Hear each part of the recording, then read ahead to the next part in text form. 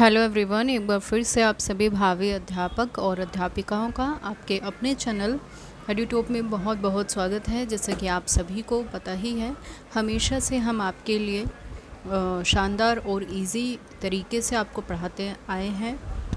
इसी तरीके से आगे भी पढ़ाते रहेंगे और आप सभी से उम्मीद है कि आप भी हम पर इसी तरीके से अपना प्यार बनाए रखेंगे।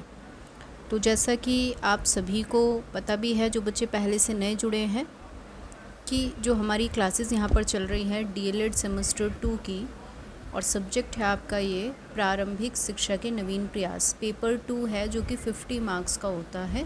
काफ़ी स्कोरिंग पेपर है आपका, ठीक है।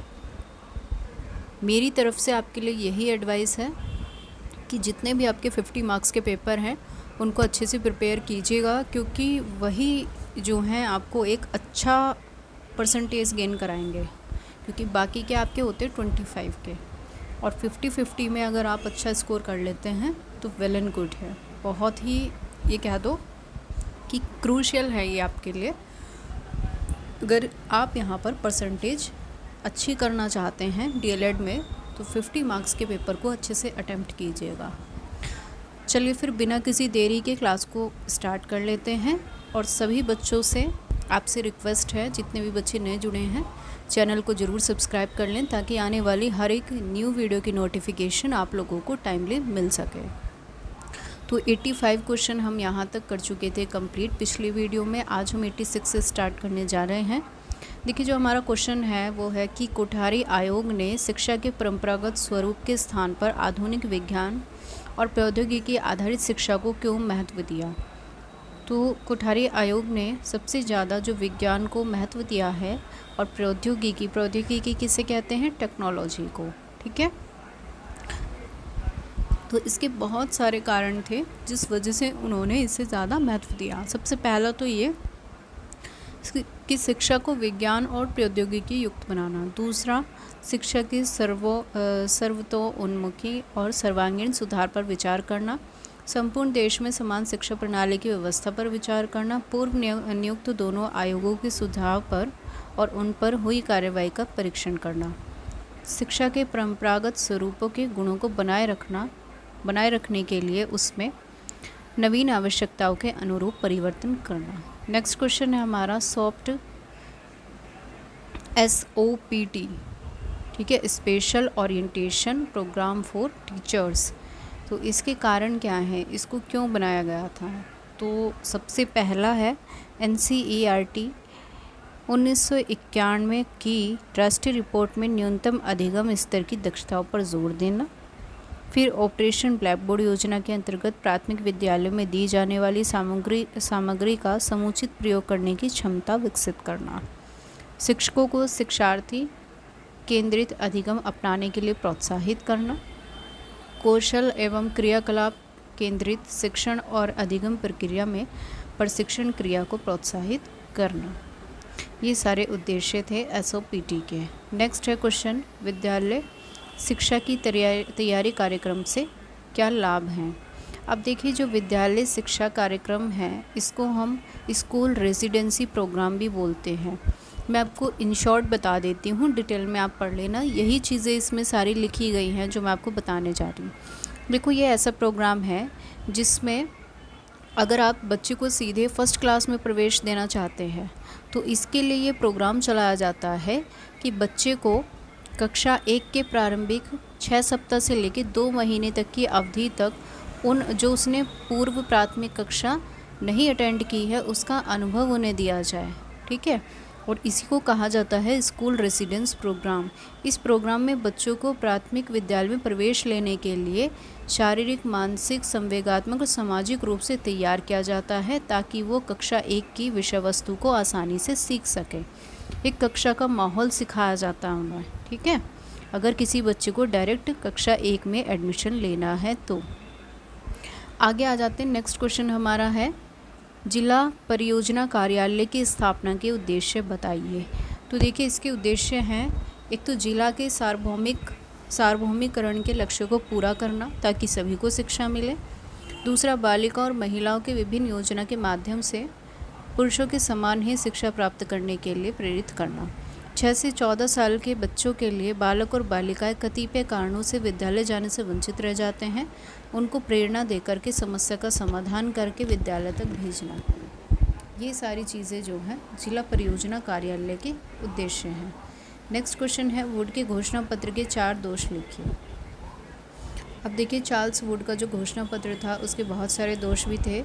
सबसे पहला तो यही कि शिक्षा की संपूर्ण जिम्मेदारी जो है वो सरकार को सौंपकर शिक्षा को पूर्णतया राज्य के अधीन कर दिया गया और उस पर नौकरशाही का आधिपत्य स्थापित कर दिया गया।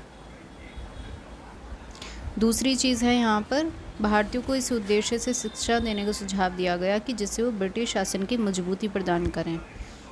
तीसरी है कि भारतीय भाषाओं को शिक्षा के माध्यम में आंशिक रूप से स्वीकार किया गया, लेकिन अंग्रेजी फिर भी शिक्षा का माध्यम बनी रही और जो हमारी देशी भाषाएं थी वो विलुप्त हो गई। नेक्स्ट है फिर, भारतीयों को व्यावसायिक शिक्षा देने का जो मुख्य उद्देश्य था वो था भारतीयों को सरकार का स्वामी भक्त सेवक बनाना। इससे भारतीयों को विशेष लाभ नहीं हुआ। क्वेश्चन नंबर नेक्स्ट है हमारा, मैकाले को भारतीय शिक्षा का अग्रदूत क्यों माना जाता है? देखिए, इसलिए माना जाता है कि वो ऐसे पहले अंग्रेज़ थे जिन्होंने प्राच्य पाश्चात्य विवाद को ख़त्म कर दिया था और उन्होंने भारत के लिए प्राच्य पाश्चात्य ज्ञान विज्ञान के द्वार भी खोल दिए और अंग्रेजी शिक्षा ने भारतीय जनता में समानता, स्वतंत्रता, बंधुत्व की भावनाएं उत्पन्न करके उनमें राजनीतिक जागृति पैदा की। यदि भारत में अंग्रेजी शिक्षा का प्रादुर्भाव ना हुआ होता तो भारत में स्वतंत्रता संग्राम भी कभी नहीं छिड़ता। ये सच बात है बिल्कुल। आ जाते नेक्स्ट क्वेश्चन है हमारा, मिशनरी स्कूलों की विशेषताएं बताइए। अब देखिए, सेम क्वेश्चन वैसे मैं करा चुकी हूँ लेकिन फिर भी बता देती हूँ कि जो मिशनरी स्कूल हैं उसमें प्राथमिक स्कूलों में शिक्षा का माध्यम भारतीय भाषाएं थी और इन स्कूलों में कक्षा शिक्षण प्रणाली शुरू करने का श्रेय इन्हीं को जाता है। इन्होंने ही क्लास जो है शुरू की थी, क्लासेस चलानी स्टार्ट की थी इन्होंने स्टार्टिंग में।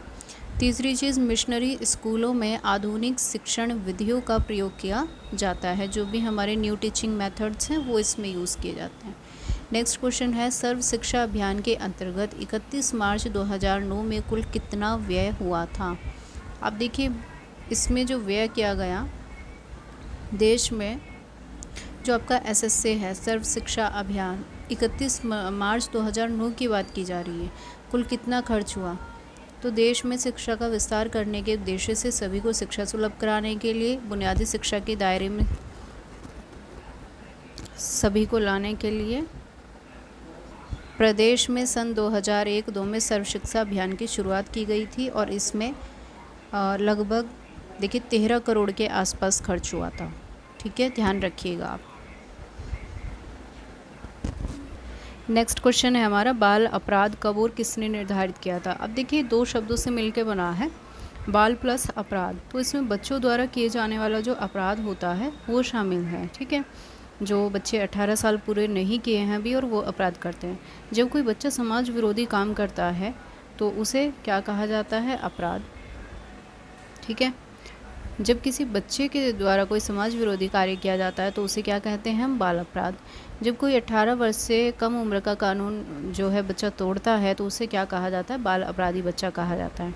ऐसे अपराधी को बाल न्याय के समक्ष भेजा जाता है और बाल अपराध की अधिकतम आयु अलग अलग राष्ट्रों में अलग अलग होती है।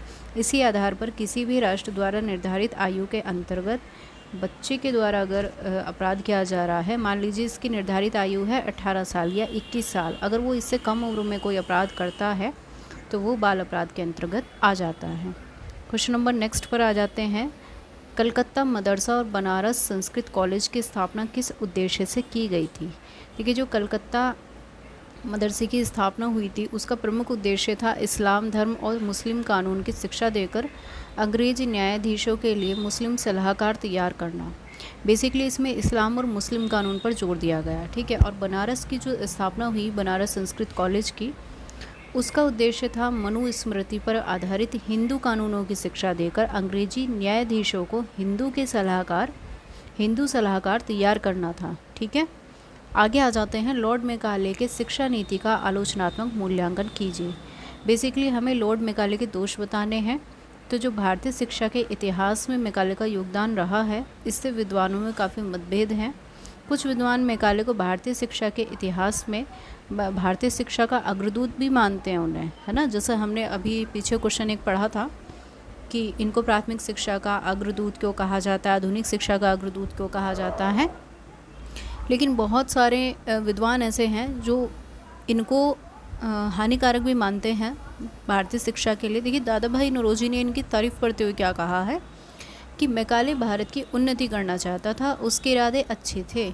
उसने हमारी संस्कृति पर जो आरोप लगाए उनको हमें उदारतापूर्वक भूलना चाहिए और उसकी अज्ञानता के लिए हमें उसे क्षमा करना चाहिए। मैकाले के विषय में बहुत सारी चीज़ें हैं, लेकिन जो ध्यान देने वाली है, देखो, मैकाले को भारतीय शिक्षा का अग्रदूत कहा जाता है। वो पहला अंग्रेज ऐसा था जिसने प्राच्य पाश्चात्य विवाद को ख़त्म कर दिया था और आधुनिक अंग्रेजी शिक्षा की नींव पड़ी। मैकाले के विवरण पत्र से भारतीयों के लिए प्राच्य पाश्चात्य ज्ञान विज्ञान का द्वार खुला, क्योंकि अंग्रेजी भाषा को माध्यम के रूप में स्वीकार किए जाने पर पाश्चात्य वैज्ञानिक ज्ञान भारतीयों के लिए सुलभ हो गया था।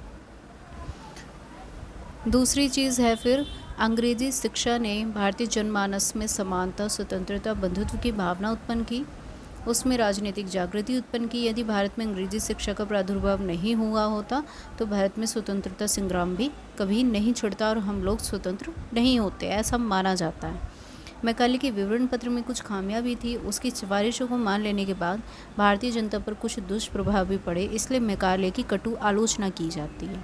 बिल्कुल सही बात है। आज भी देख लीजिए अपने आसपास कि हम भारतीय लोगों को हिंदी बोलने में शर्म आती है।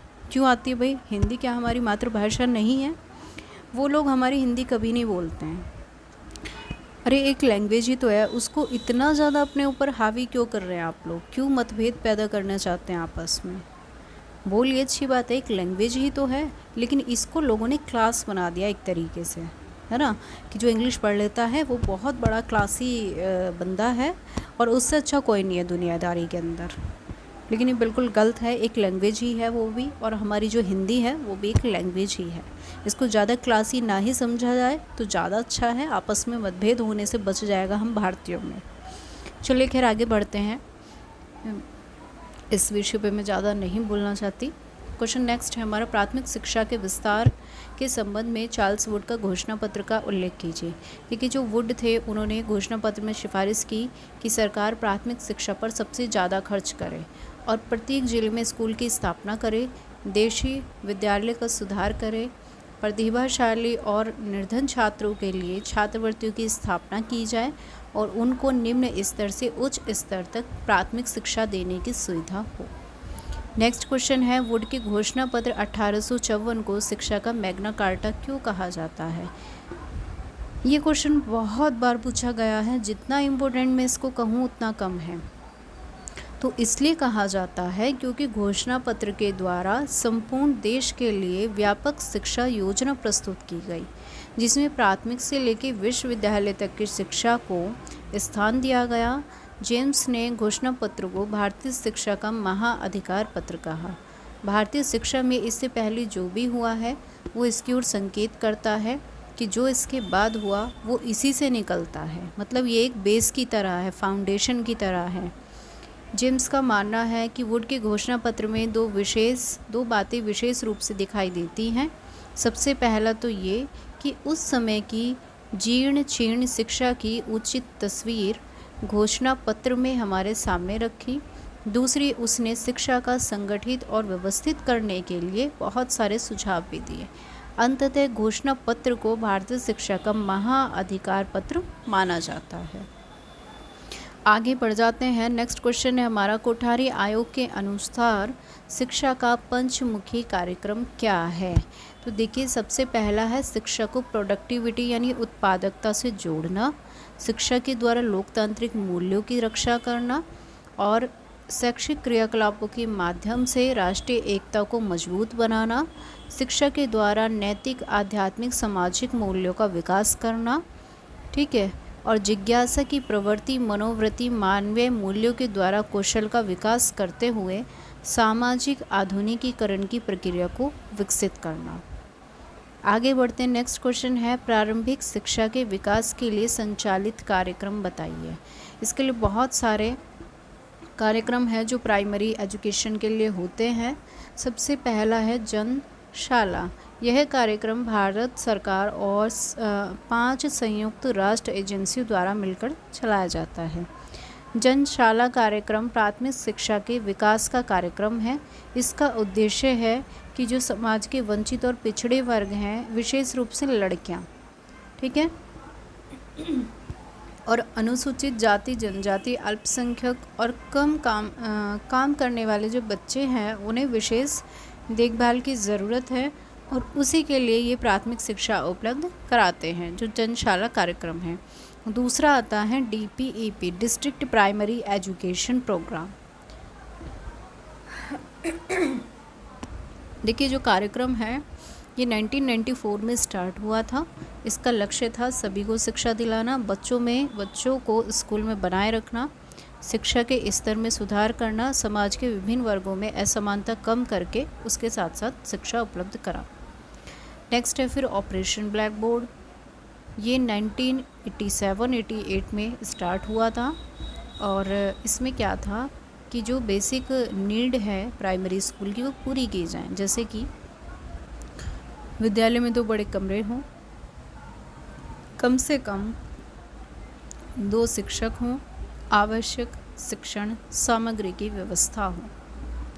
लास्ट है कस्तूरबा गांधी विद्यालय योजना, KGBVS भी इसको बोला जाता है। कई बार ऑब्जेक्टिव में या वेरी शॉर्ट में आपसे पूछ लेता है कि KGBVS की फुल फॉर्म बताइए। तो इस योजना के अंतर्गत मुख्यतः प्राथमिक स्तर पर अनुसूचित जाति, पिछड़े और अल्पसंख्यक की जो बालिकाएं हैं, उनके लिए उनकी आवासीय सुविधा के लिए 750 विद्यालय खोले जा चुके हैं। ठीक है, ये भी अच्छी योजना है बालिकाओं के लिए। आज हम यहीं तक करते हैं। 100 क्वेश्चन हमारे कंप्लीट हो गए हैं। टोटल हमारे इसमें 109 क्वेश्चन हैं। सिर्फ और सिर्फ 9 क्वेश्चन हमारे बचे हैं। ठीक है भाई, तो हमारा जो है अब हम ये कह दो कि 3rd सब्जेक्ट का सिलेबस कवर करने जा रहे हैं। सबसे पहले हमने हिंदी का सिलेबस कवर कर लिया है, दूसरा हमने पेपर 1 का सिलेबस कवर कर चुके हैं, और 3rd जो है हमारा ये इसका भी सिलेबस नेक्स्ट क्लास में पूरे तरीके से हो जाएगा फिनिश। ठीक है, और प्रीवियस वीडियो में आपके लिए अपलोड कर दूंगी, कर भी रखे हैं मैंने कुछ, आप जाके प्लेलिस्ट में चेक कीजिए। आपके लिए अलग से मैंने एक शॉर्ट्स की प्लेलिस्ट बनाई है, वहाँ से आप प्रीवियस ईयर पेपर देख सकते हैं। और वैसे तो आपको मेरे होते हुए राजन की सीरीज़ न्यू लेने की बिल्कुल भी नीड नहीं है, फिर भी अगर आप अपनी सुविधा के लिए लेना चाहते हैं तो वेल एंड गुड है। अदरवाइज़ जिन बच्चों को PDF चाहिए, आप मुझे कमेंट बॉक्स में किसी भी टाइम कमेंट कर सकते हैं, आपके हर कमेंट का जवाब यहाँ पर दिया जाएगा। उम्मीद करती हूँ आप सभी से कि आप सभी को अच्छे से समझ में आया होगा। अगर समझ में आया है तो ज़्यादा से ज़्यादा लाइक, शेयर, सब्सक्राइब कीजिए। ठीक है, और इसी तरीके से हम आपको पढ़ाते रहेंगे। फिर मिलते हैं नेक्स्ट क्लास में, तब तक के लिए सभी को have a good day, bye bye, thank you so much.